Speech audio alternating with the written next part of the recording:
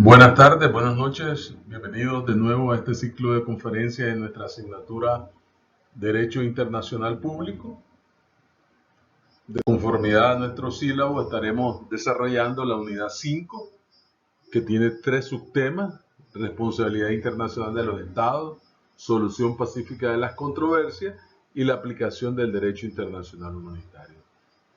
Cabe agregar que únicamente en esta videoconferencia abordaremos los primeros 2 subtemas referidos a la responsabilidad internacional de los estados y a los medios de solución pacífica de las controversias. El tema de la aplicación del DIH lo dejamos para una conferencia que estaremos compartiendo la próxima semana.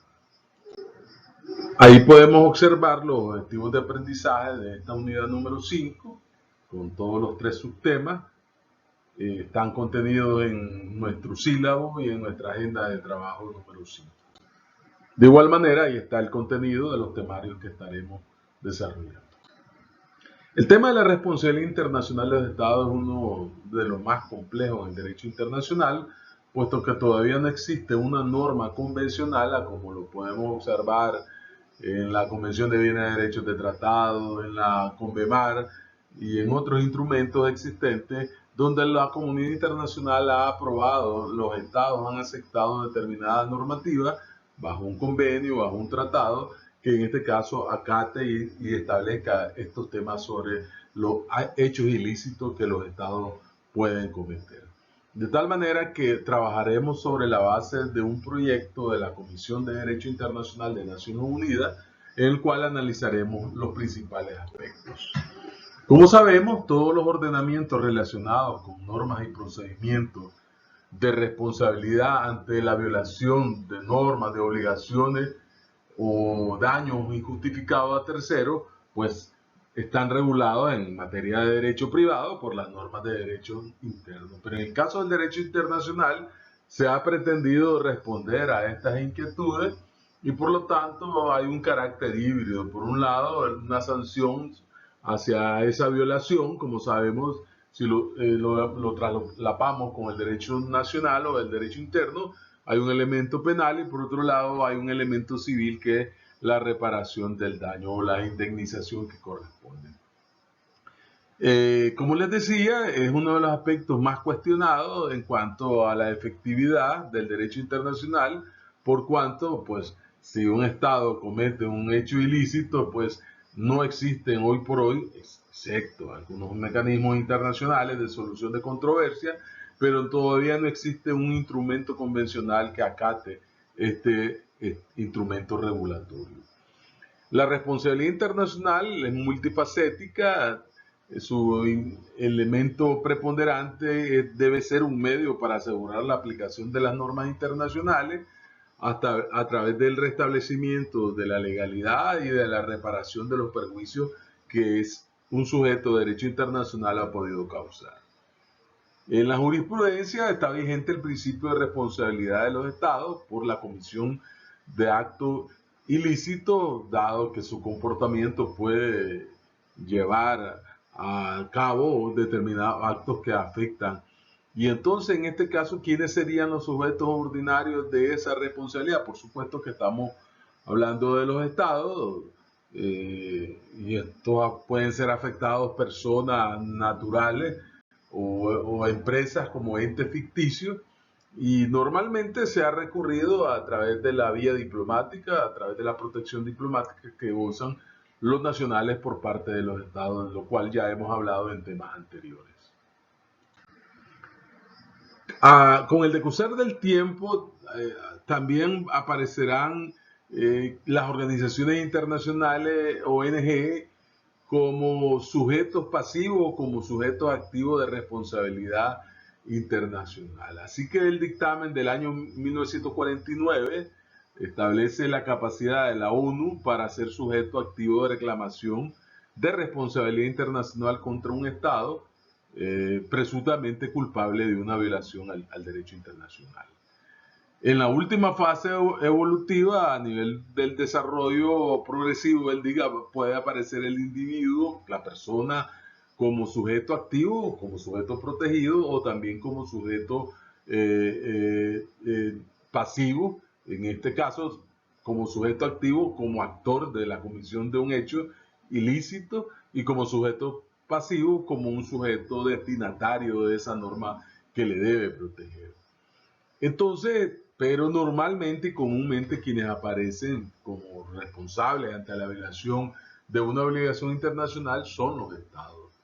Ejemplo, en materia de derechos humanos existen una serie de instrumentos convencionales acatados o aceptados por la comunidad internacional que posibilitan la reclamación individual de las personas contra el Estado. Esto es muy particular en el Convenio Europeo de Derechos Humanos, en tratados en materia comercial a través de la Organización Mundial de Comercio, y en materia de posibles hechos, crímenes de guerra o de lesa humanidad, pues se han venido manifestando a través del Tribunal de Nuremberg allá por el año 45, el de Tokio, el de Tribunal Internacional en Yugoslavia y de Ruanda, y recientemente pues el Tratado de Roma, con el cual se crea la Corte Penal Internacional. Entonces, desde el punto de vista evolutivo hay que analizar en este análisis que estamos presentando de este proyecto hasta dónde existe responsabilidad internacional por actos prohibidos y hasta dónde existe por actos no prohibidos. La doctrina mayoritaria acepta que solamente mediante vía convencional, o sea, previo acuerdo entre las partes, se puedan aceptar esas responsabilidades. Hay temas muy particulares, como el caso de aspectos contra riesgos ambientales o riesgos de la salud humana, donde se ha venido estableciendo jurisprudencia a nivel internacional, en el caso de la responsabilidad civil, sobre todo de estos buques o barcos petroleros, que han existido muchos casos donde se plantea este hecho que afecta o que causa daño a un Estado, y en este caso se aplican determinadas normas y los dueños, los Estados, tienden a exigir que se apliquen medidas de compensación frente a este tipo de actos, que no son actos totalmente ilícitos, pueden ser causa de un hecho fortuito, de una fuerza mayor, pero bueno, la empresa que lo debe asumir y debe reparar dichos daños. La codificación en el derecho internacional sobre responsabilidad internacional, como les decía, hay desarrollos de instituciones privadas como el UNIDROIT, el Instituto de Derecho Internacional, o la Harvard Law School, de la Escuela de Harvard de Derecho, y luego van a aparecer algunos intentos en la Sociedad de Naciones en 1930, que fue infructuosa esa conferencia de codificación de La Haya.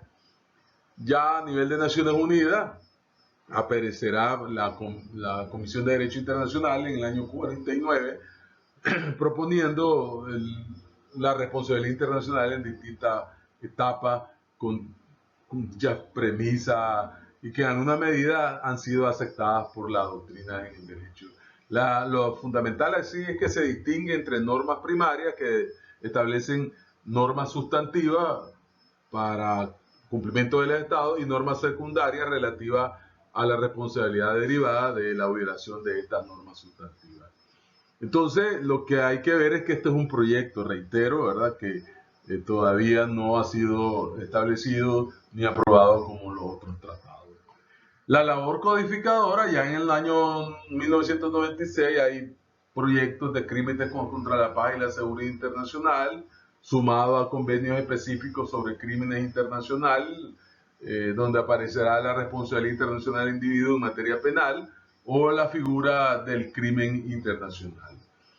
Ello implica entonces la perspectiva de ir estableciendo algunas normas jus cogens, que se llaman normas imperativas del derecho internacional, y que dicha norma, por ser jus cogens, se tiende a ser una norma erga omnes. ¿Qué significa? Que al ser una norma imperativa, debe ser acatada por todos. Esa es la relación entre una norma jus cogens y la obligación erga omnes. Cuando sea una norma imperativa implementada y aceptada por la comunidad internacional, pues los estados todos tendrán que acatarla. La Comisión de Derecho introdujo esta figura en el año 75 de la responsabilidad internacional a través de este relator llamado Robert Ego, y quien establece algunas distinciones sobre la violación de obligaciones ordinarias de los estados, llamado delito internacional, aquellas violaciones que afectan el interés general de la comunidad internacional, como pueden ser crímenes internacionales. Así está establecido en el artículo 19 del proyecto del año 96. La falta de consenso alrededor de esto sobre la figura de precisar un régimen agravado ha llevado a abandonar dicho concepto.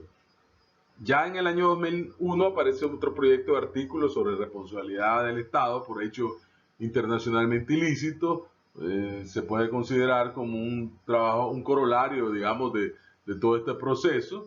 Hay artículos sobre la prevención del daño transfronterizo de actividades peligrosas, ¿verdad? Donde se establece en ese proyecto. Ya en el 2004 aparecerá un proyecto sobre esas principales actividades, y en 2017 la sucesión de Estado en materia de responsabilidad internacional, o sea, cuando hay un cambio de Estado. Veamos entonces la responsabilidad por hechos ilícitos. Para que exista una responsabilidad internacional según este proyecto que estamos refiriendo, hay dos elementos que deben concurrir fundamentalmente. Tiene que haber un elemento subjetivo o atribución, o sea, una manifestación, una conducta que sea atribuible al Estado. Y en segundo lugar, un elemento objetivo, que es la violación de esa conducta, que puede o debe implicar violar una obligación internacional a cargo del Estado. Por eso reitero, esto es un proyecto, todavía no es un tratado o una convención que haya sido acatado. Como vemos, está en el artículo 2 del proyecto, de los elementos del hecho internacionalmente ilícito, ¿verdad?, que deben concurrir estos dos elementos. Es atribuir al Estado según el derecho internacional y constituye una violación de una obligación internacional siempre que se cumplan con estos dos elementos que estamos indicando. El elemento subjetivo, que es la conducta atribuible, y el elemento objetivo, que es la actuación o la violación de esa obligación internacional. Como vemos acá en el elemento subjetivo, el hecho está invencido de un comportamiento, de una acción o omisión atribuible a un sujeto de derecho internacional, ¿verdad?, que va a establecer una determinada actuación del Estado, de sus órganos internos, pero que en el proyecto, en el artículo 7, se habla de que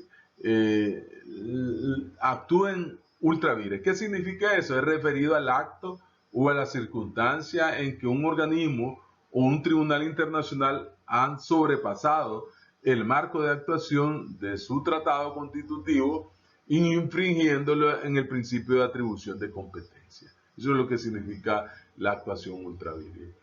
El artículo 4 del proyecto de la Comisión de Derecho Internacional tiene una orientación organicista, siendo indiferente la posición en la organización, la naturaleza de las funciones, o si se trata de un gobierno central o un gobierno regional, ¿verdad? No importa, salvo prueba en contrario.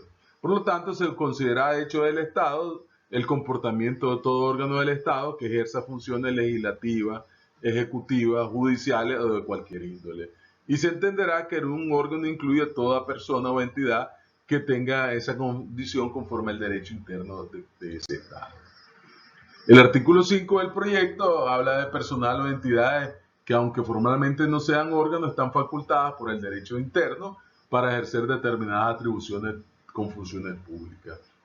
El artículo 6 habla de órganos puestos a disposición de un Estado, y todo eso debe ser documentado y probado.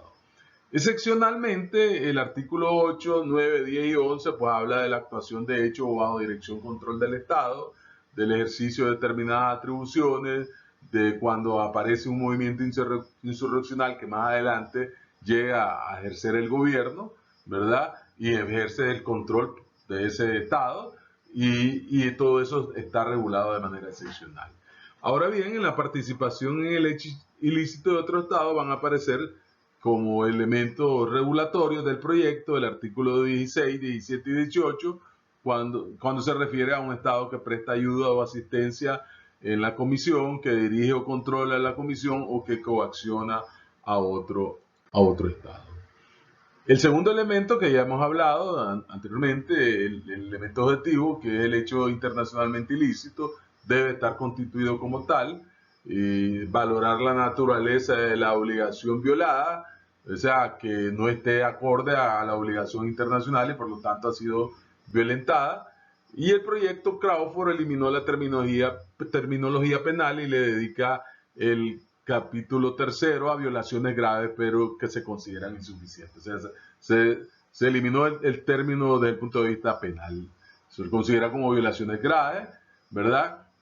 Y que en este caso, pues, hay que valorar el daño resultante para ver cuál va a ser el resultado del Estado que ha sido lesionado, ¿verdad? Y que cómo se va a tutelar ese efecto. A modo de ejemplo, por ejemplo, aquí señalamos, la ONU determina responsabilidad internacional en caso de desaparición forzada en México. La Comisión de Derechos Humanos de la Ciudad de México se congratula que por primera vez el Comité de Derechos Humanos de la Organización de Naciones Unidas diría al Estado mexicano una resolución de cumplimiento obligatorio en la que determina su responsabilidad internacional por el delito de desaparición forzada. Es un caso muy particular de un individuo, una persona mexicana, en el cual pues fue tratado a nivel internacional. Hay circunstancias que excluyen ese acto ilícito, ¿verdad? En este caso no será aplicable cuando se actúa con base al consentimiento auténtico, válido, expresado, cuando hay legítima defensa, cuando se trata de contramedidas o cuando se trata de fuerza mayor, peligro extremo, estado de necesidad, entre otros. Todo esto está regulado en los artículos 21 al 25 del proyecto. ¿Y cuáles serían las consecuencias? Las consecuencias de ese hecho ilícito es la continuidad de la obligación, cesación de la violación y no repetición, la reparación y sus formas de reparar, normalmente con indemnizaciones, ¿verdad? Puede ser las consecuencias poner fin a esa actuación ilícita, pero también si hay daño, la reparación de esos daños a través de una compensación financiera que incluye el lucro cesante, daño emergente, todo eso que vemos en materia de derecho civil. Y los modos de hacer efectiva esa responsabilidad, en primer lugar, la reclamación, ahí pueden actuar el Estado principal, el Estado lesionado, que puede ser a través de tres hipótesis: si la obligación violada existe con relación a ese Estado individualmente, si esa violación existe en relación a un grupo del cual el Estado forma parte, cuando hay una integración regional, como podría ser el caso del SICA en Centroamérica, y si dicha obligación existe con relación a la comunidad internacional, o sea, ya es erga omnes para toda una colectividad. También puede actuar como un Estado distinto en el supuesto de violaciones de obligaciones colectivas. Este se va a limitar a reclamar que se cese esa actuación ilícita y las garantías de que no se repitan, y sumado a la reparación, las indemnizaciones, etc. Y el segundo elemento es deber de notificar la reclamación. O sea, eso se hace por la vía diplomática. En este caso, pues cuando se trata de un individuo, donde el Estado tiene que reclamar y protegerlo a su nacional, ¿verdad? Y entonces, o a sus empresas nacionales, como ejemplo que estamos citando. Las condiciones de procedimiento se hablan de régimen de contramedida, en este caso que las adopta el Estado lesionado con el objeto de inducir al responsable a cumplir con sus obligaciones. En la práctica a veces se ven como una medida de reciprocidad, como se le llama. Y también está lo que es el arreglo de controversia, ¿verdad? Aunque se estaba planteando en el proyecto que fuera obligatorio, pero se omite en el proyecto. No obstante, los estados, pues, a la base de la Carta de Naciones Unidas, como veremos, hacen uso de los medios de solución pacífica. Entonces, ¿cuál sería la responsabilidad por esas consecuencias perjudiciales de actos no prohibidos? Bueno, en el caso cuando se trata de actos no prohibidos, obviamente no tiene su fundamento de un acto ilícito, porque es un acto no prohibido, ¿verdad? Entonces puede ser que se trate de actos no prohibidos, como puede ser apresamiento de sospechosos de piratería, o personas que están involucradas en actos ilícitos y que durante ese procesamiento se puedan cometer o generar determinados actos que puedan generar daño. Entonces, la idea es que se asuman las reparaciones por los perjuicios resultantes, por ejemplo, en generado de actividades espaciales, transporte masivo de hidrocarburos, como lo hemos visto, y en el caso de la energía nuclear. En el derecho internacional, como ya hemos señalado, existe todo un proceso que no se ha concretado para llegar a una codificación acatada por todos. Sin embargo, hay algunos casos de jurisprudencia, como el asunto Foundation Trail de 1941 o el pesquero japonés Luke Dragon del año 54, donde se manifiestan acciones de reparación como las que a continuación las vamos a ver. El caso Trade Smelter del año 41 es uno de los más relevantes sobre la materia. Marcó un punto de partida en materia de responsabilidad por daños transfronterizos provocados por actividades económicas, en este caso entre Estados Unidos y Canadá. Este caso fue llevado por las partes a un tribunal arbitral que resolvió en dos laudos una decisión parcial en el año 38 y una decisión final en el 41, donde dijo que ningún Estado tiene el derecho de usar o permitir el uso de su territorio de una forma tal que cause perjuicio a la integridad territorial de otro. En este caso fue condenado Canadá, el Estado de Canadá, a compensar a Estados Unidos por haber hecho actos transfronterizos que le causaron daño. También existe el del Canal de Corfú del año 49, en el primer periodo del desarrollo del derecho internacional ambiental, entre Gran Bretaña y Albania, fallado por la Corte Internacional de Justicia en el año 49. Se diferencia del Trial Smelter, no trata de temas ambientales, es un caso relevante en materia de daños transfronterizos, pero que ayudó a reafirmar la regla de responsabilidad que estableció el Tribunal Arbitral en Trial Smelter. El otro caso es el Daigo Fukuruyu Maru, un barco pesquero japonés alcanzado por la nube radioactiva de un ensayo nuclear a cargo de Estados Unidos, allá en el año 54. Esta tragedia produjo un movimiento antinuclear en Japón, y ante el temor pues de que se transformara en un movimiento anti-estadounidense, trató de negociar por la vía diplomática con las autoridades japonesas, llegando a otorgar indemnizaciones a las personas afectadas. Y entonces, digamos, este proyecto que estamos analizando no recoge un principio de precaución, no recoge el principio de quien contamina paga, reduce el ámbito de aplicación a daños físicos que tengan carácter transfronterizo, y actualmente la comisión realiza trabajos sobre responsabilidad y compensación de pérdidas por daños resultantes de actividades peligrosas. Así que en el 2006 se ha aprobado un proyecto sobre base de principios en este tipo de situaciones. Con eso pues concluiríamos el primer subtema, pasamos al segundo subtema, la solución de controversia a través de los medios pacíficos. En principio debemos decir que el artículo 1 de la Carta de Naciones Unidas en sus propósitos habla de mantener la paz, la seguridad internacional, y que se deben tomar las medidas colectivas para prevenir y eliminar amenazas en la paz, suprimir actos de agresión o quebrantamiento de la paz y lograr por medios pacíficos, de conformidad a los principios de justicia y al derecho internacional, el arreglo de las controversias o situaciones internacionales que puedan conducir a los quebrantamientos de la paz. Como vemos, a esto a veces resulta, como lo he dicho en otras ocasiones, como una especie de quimera, como dirían los poetas. Porque ya vemos los quebrantamientos a la paz internacional en situaciones como las que estamos viendo en Oriente Próximo y en otros países de África, en la misma Europa, donde se están produciendo conflictos que no han podido ser resueltos a través de estos medios de solución. No obstante, no debemos menospreciar lo que establece el derecho internacional a través de esta carta, que probablemente no sea lo mejor que podamos esperar en el contexto del siglo XXI. Sin embargo, es lo que tenemos y habrá que ver la voluntad de la comunidad internacional de poder reformar y hacer ajustes que permitan garantizar este artículo número 1. El principio de no recurrir a la amenaza es la fuente básica de las relaciones. A pesar que se establece el jus ad bellum, que es el derecho de hacer la guerra, se prohíbe la guerra injusta. Quiere decir que el Ius Bello acepta la guerra justa. Y el uso de la fuerza también está prohibido en la lucha de independencia. Por lo tanto, el empleo de la fuerza para colaborar en una acción colectiva, cuando lo hace un organismo internacional, que lo veremos más adelante, en el caso del Consejo de Seguridad de Naciones Unidas, se considera que no es un acto de guerra. El párrafo tercero del artículo 2 de la Carta de NU, confirmando el Pacto Bryan-Kellogg, señala que los miembros de la organización arreglarán sus controversias a través de medios pacíficos, ¿verdad? Y eso lo podemos también reafirmar en el párrafo sexto del artículo 2 de la Carta de Naciones Unidas, donde se considera una regulación erga omnes, o sea, de cumplimiento efectivo por toda la comunidad.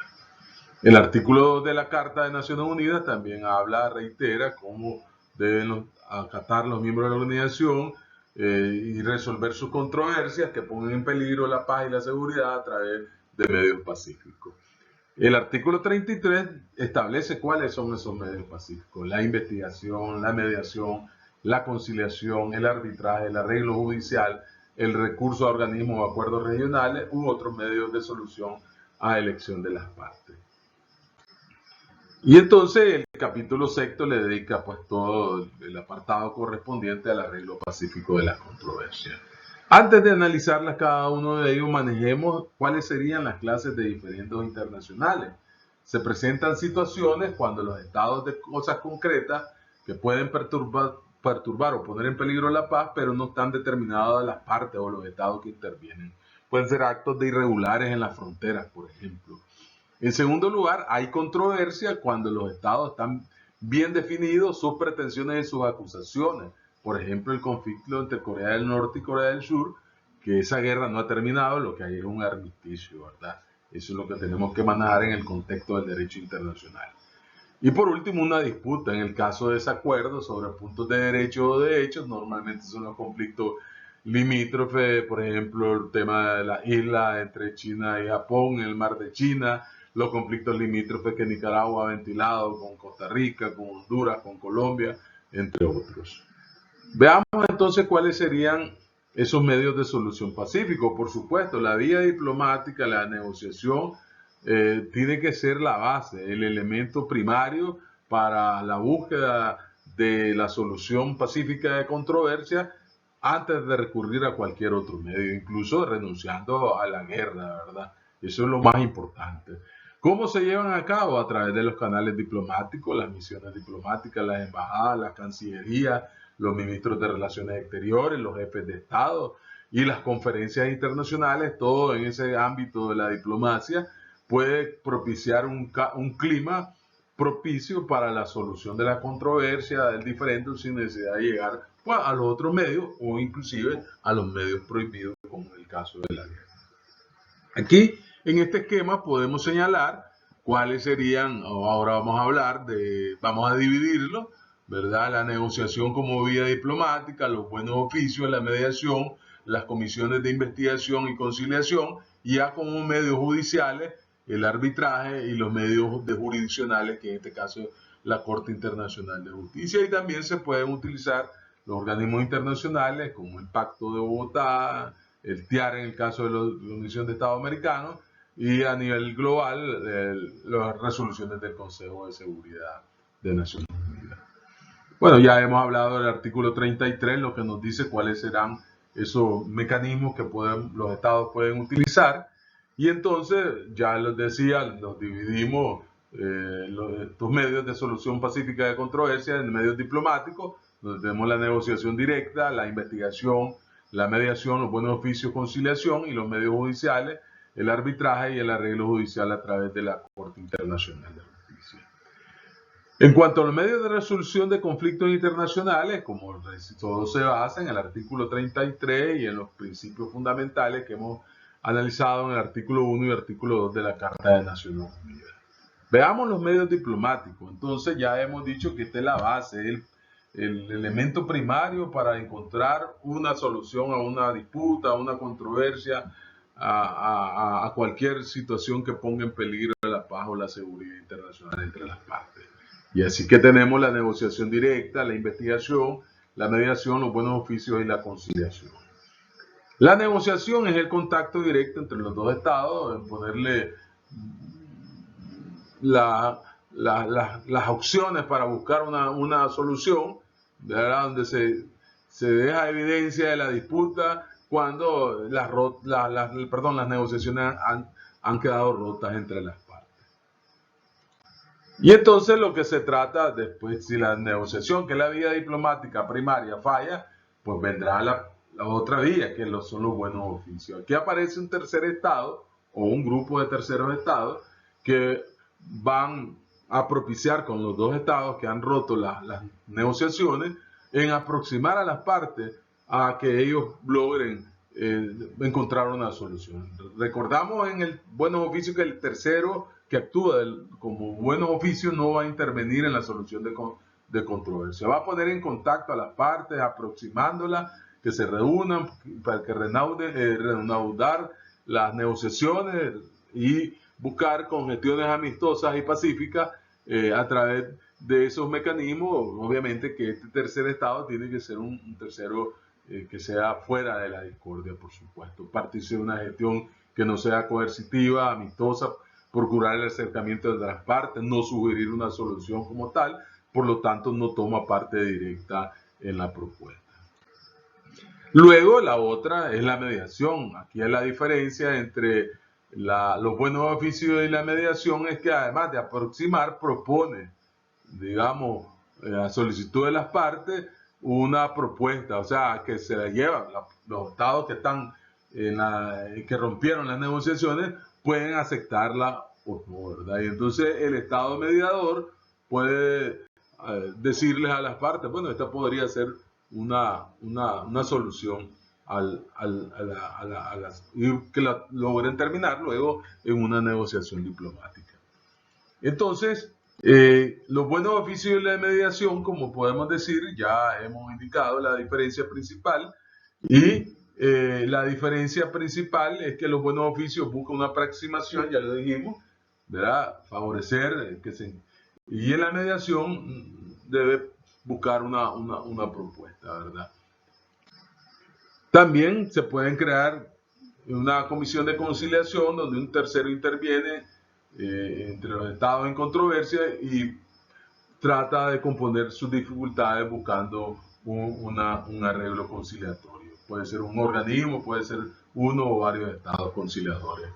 La comisión de conciliación es un procedimiento donde ese grupo de personas van a precisar los hechos, después de oído a las partes, y proponerle un informe y luego proponer una ley. Esto no va a tener ningún carácter obligatorio para las partes. Lo pueden tomar o no.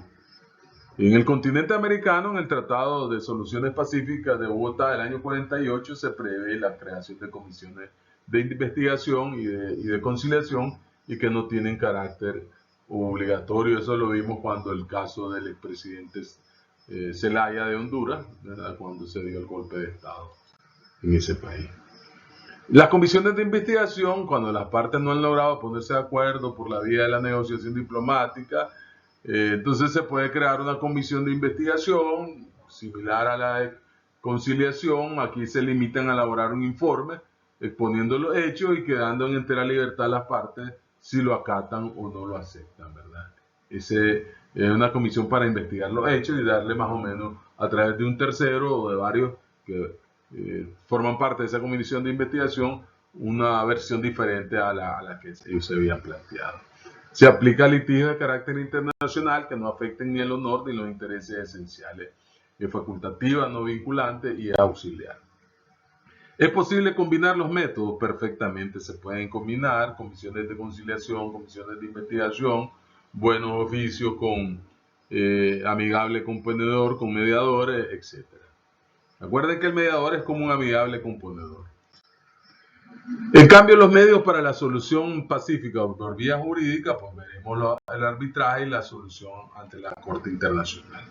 El arbitraje puede ser un árbitro, como tuvimos aquí en el caso de Nicaragua, el laudo Alexander o el laudo Cleveland, era un solo árbitro, o puede ser una junta de árbitros.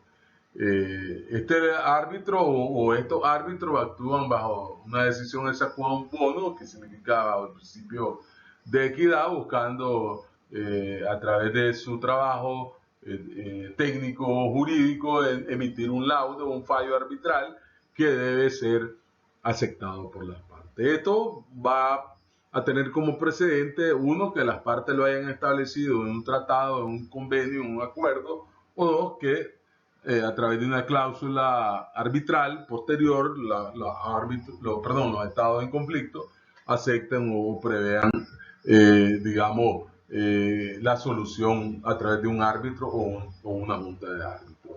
La característica es que los árbitros lo eligen las partes, se puede resolver de fondo la controversia y a través de un laudo que es obligatorio y vinculatorio para las partes, que ya sea por una cláusula compromisoria o porque posteriormente han acordado establecer la solución a través de este medio llamado arbitraje.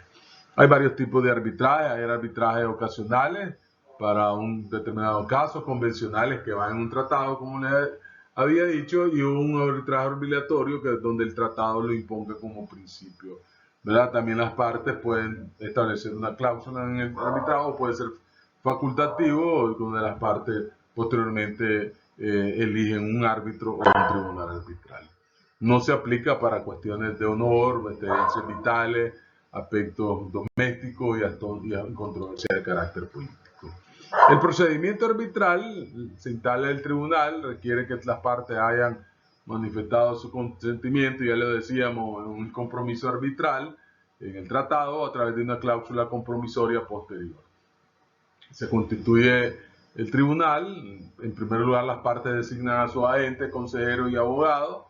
Luego se dirigen, hay dos fases, se van a desarrollar unas fases escritas en base a la memoria, la contramemoria, réplica y dúplica. Se parece a lo que vemos en la Corte Internacional de Justicia, una fase oral, donde hay debate ante el órgano arbitral. Luego, número 3, las partes tienen derecho a promover excepciones o incidentes procesales. Cuarto, los miembros del órgano pueden dirigir preguntas a los agentes y consejeros y pedirle que le aclaren sobre puntos dudosos. Número 5, presentadas esas aclaraciones y pruebas, se declaran concluidos los debates y luego vendrán las deliberaciones en forma secreta del órgano arbitral, donde se tomarán por mayoría. Tienen que ser, si se trata de un tribunal arbitral, tiene que ser impar, ¿verdad?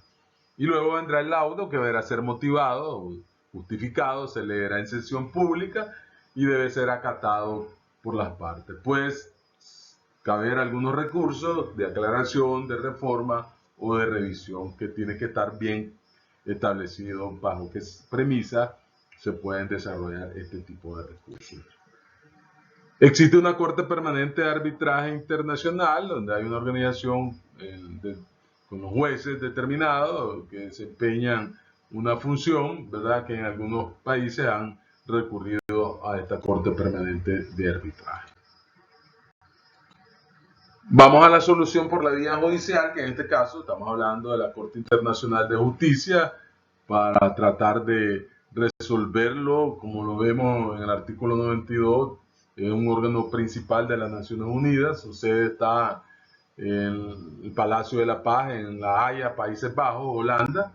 Tiene una doble función: contenciosa para resolver conflictos, controversias jurídicas, o consultiva para emitir opiniones que solicitan los órganos y los organismos especializados de Naciones Unidas autorizados para ello. El artículo 95, ya lo dijimos, que se establece como un órgano especial de Naciones Unidas. La composición es de 15 miembros, 15 jueces, ¿verdad? No representan a sus países, son jueces que van a representar a la comunidad internacional en un organismo internacional. Existen 5 jueces elegidos de Europa Occidental, 3 de África, 3 de Asia, 2 de Europa Oriental y 2 de América Latina. Ya hemos hablado pues de la composición, pueden ser rotativos. Eso lo pueden leer ustedes ahí. ¿Quiénes pueden actuar ante la Corte? El artículo 35 del Estatuto dice que estará abierta a todos los estados que son partes, que han aceptado el Estatuto de la CIJ, y el artículo 93 a todos los que son miembros de Naciones Unidas y de manera automática son parte en el Estatuto de la CIJ. Su jurisdicción, ya decíamos, tiene carácter facultativo, ¿verdad?, para la resolución de controversias, de donde dos partes están en una disputa o una controversia internacional. Las partes se someten especialmente a los asuntos que, producto de la Carta de Naciones Unidas o porque forman parte del estatuto de la misma, del estatuto de la CIJ. Y en este caso esa jurisdicción es compulsoria, ¿verdad?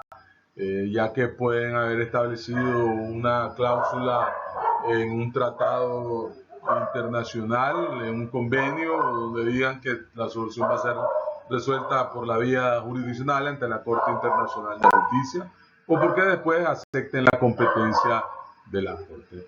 El proceso, ¿verdad? Como hemos indicado, hay dos tipos de proceso: un contencioso, solo pueden ser parte los Estados miembros que, de acuerdo al artículo 93, párrafo 1, adquieran la calidad de miembro de la CIJ y de ipso facto como miembros de Naciones Unidas. Los Estados que, sin ser miembros, sean parte del estatuto de acuerdo a las condiciones establecidas en la Asamblea General o por recomendación del Consejo de Seguridad, y aquellos estados que no sean miembros de Naciones Unidas o del estatuto de la Corte pueden someter a las condiciones que determine el Consejo de Seguridad.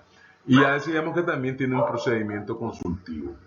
La competencia de la CIJ es competente para conocer todos los diferendos de orden jurídico internacional donde las partes reconocen su competencia. ¿Cómo lo pueden hacer? A través de un acuerdo especial ad hoc en el cual se reconoce la competencia, o a través de un tratado vigente donde las partes se obligaron a someter cualquier diferencia de interpretación o aplicación o ejecución de un tratado ante la Corte Internacional de Justicia. Desde ese punto de vista, entonces, vamos a encontrar esa cláusula facultativa que estamos hablando. Entonces, como decíamos, el contenido de la demanda, ahí debe indicarse de manera precisa cuál es el objeto, la exposición de los hechos, de los motivos por los que se considera justificada la demanda, a reserva de complementarlo posteriormente en la memoria, la firma del agente de la parte de su representante diplomático correspondiente, y entonces, una vez que se ha presentado la demanda, el secretario de la Corte Internacional de Justicia va a notificar a la parte demandada, le envía copia de la demanda o el compromiso a la parte demandada, a los integrantes a los jueces de la Corte, a los miembros de Naciones Unidas y demás estados que tengan derecho a comparecer ante el tribunal. Luego, la parte demandante debe comunicar a la Corte el nombre de su agente al depositar el compromiso o la demanda. La parte demandada debe comunicar a la Corte al acusar recibo de la notificación de la demanda o de la presentación del compromiso que le haya dirigido el secretario. Una vez iniciado el procedimiento y efectuados los trámites iniciales, la Corte organiza el procedimiento, determina el número de escritos, los plazos en que deben presentarse. Dichos plazos pueden ser prorrogados por decisión de la Corte o a petición de las partes. Y entonces, a partir de ese momento, el proceso se va a dividir en dos fases, una fase escrita y una fase oral. En la fase escrita, luego que se ha presentado la demanda, como hemos visto, el proceso va a iniciar con la demanda. Pero una vez presenta la demanda, se le comunica la demanda, se le notifica a la otra parte, ya empieza en esta fase escrita la memoria por parte del demandado, que es el conjunto de documentos con los cuales él justifica y desarrolla lo que ha expresado en su demanda. Luego vendrá lo que llamamos la contramemoria del demandado, en este caso como una especie de contestación de la demanda con una contramemoria. Luego habrá una réplica y una dúplica tanto del demandante como del demandado, de manera recíproca, si así lo decide la Corte. Si el procedimiento se inició mediante comunicación del compromiso, cuando incluye disposiciones al respecto, los documentos escritos que presenten las partes serán los que ahí quedaron establecidos. Caso contrario, la Corte decide consultar a las partes y, en ausencia de disposiciones respecto a ello, en el compromiso que la parte asumió, la Corte indicará los documentos que deban ser presentados. Una vez concluida la fase oral, que reiteramos, memoria, contramemoria, réplica, dúplica, o la documentación con los cuales a través del proceso se comprometió la parte demandada o la parte demandante y la parte demandada, pues iniciará la fase oral. La fase oral es una audiencia donde se presentan todos los testigos, los peritos, los agentes, los consejeros y abogados ante la corte. Hay una fase probatoria, podemos llamarle, en audiencias orales, y luego, concluida esta fase, van las partes a presentar sus alegatos de conclusión a través de vistas, que son públicas, salvo que la corte disponga lo contrario o que las partes así lo soliciten. Se pueden dictar providencias necesarias para el curso del proceso, pueden ser medidas preventivas, ¿verdad? Medidas cautelares, como se le llama, ya lo hemos visto en algunos casos en Nicaragua. Y luego el procedimiento va a concluir con la sentencia de la Corte. La sentencia se va a leer en público y es vinculativa únicamente para las partes que están en la litigio o en el conflicto. Esa sentencia o fallo motivado es fundamentado, cada Estado se debe obligar a cumplirlo. El fallo es inapelable, solo cabe el recurso de revisión cuando se funda en un hecho que aparece posteriormente, ¿verdad? Y que el tribunal no lo había considerado y que la parte pues, solicita su revisión, siempre y cuando no exista diligencia por parte del Estado, ya sea el demandante o el demandado, y que no lo alegó en su debido momento. Entonces, también lo que decía, la Corte puede dictar medidas provisionales o cautelares para resguardar los derechos de las partes. Los efectos del fallo, ya les dijimos que el fallo de la sentencia de la Corte es definitivo e inapelable, solo caben esos recursos de revisión que ya hemos dicho. Y en este caso, pues, y luego tenemos la jurisdicción consultiva, donde la Asamblea General o el Consejo de Seguridad pueden solicitar a la Corte emitir opiniones sobre cualquier cuestión jurídica. ¿Quiénes pueden pedir esas opiniones? ¿Verdad? 5 órganos, y la Asamblea autorizó a 16 organismos especializados. A nivel de nuestro continente, pues existen los sistemas interamericanos basados en 3 pilares, que es el Tratado Interamericano de Asistencia Recíproca, la Carta de la OEA y el Tratado Americano de Soluciones Pacíficas de Controversias, llamado Pacto de Bogotá. El TIAR, como sabemos, del año 47, tiene por objetivo la paz y la seguridad en nuestro continente. Sobre 3 principios básicos: prohíbe el uso de la amenaza de la fuerza, la seguridad continental y defensa colectiva, y la solución pacífica de controversia. Ahí las partes pueden someter su controversia a los medios de solución pacífica. Ya lo hemos indicado, el Pacto de Bogotá pues también establece cómo es que se pueden elegir esos medios, que son los que estamos y entonces los procedimientos casi similares a los expuestos anteriormente, bueno, oficio, mediación, comisiones de investigación, de conciliación, digamos la vía judicial y el procedimiento arbitral. Entonces ya hemos indicado que todo esto tiene su fundamento en los artículos 1 y 2 de la Carta de Naciones Unidas, el artículo 33, el artículo 34, 35 y 36, y finalizamos con el 37. Todo eso es lo que le da el fundamento al uso de estos medios o recursos internacionales de solución de controversia. Para finalizar, un análisis crítico a las actuaciones del Consejo de Seguridad, que también se habla que tiene sus actuaciones como un organismo de Naciones Unidas, ¿verdad? Pero que a 78 años, la pregunta es que si sirve en este siglo XXI.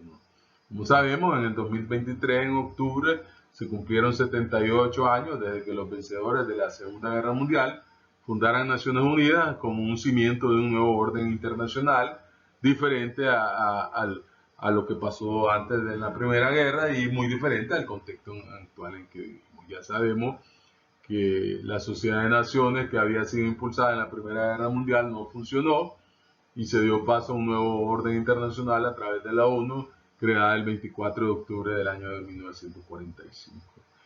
Los miembros fundadores trajeron una importante lección: el sistema correría la misma suerte si las grandes potencias no formaban parte de él. Y ahí es donde se establece que aparecen esos 5 potencias, ¿verdad?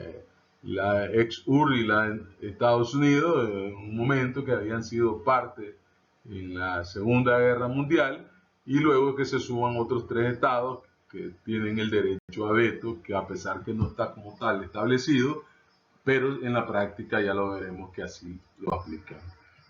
El Consejo de Seguridad, obviamente, es un órgano que más ha condicionado la política internacional en los últimos 78 años, el único que puede autorizar acciones militares, que se funda para reconstruir la paz y prevenir nuevos conflictos, pero que en alguna medida pues, es muy cuestionado. Ya les decía, todos quieren tener voz y voto a la hora de poner en marcha acciones militares y también tener el poder de vetarlas. ¿Y quiénes son esos? Los 5 grandes: Estados Unidos, Francia, Reino Unido, Rusia y China.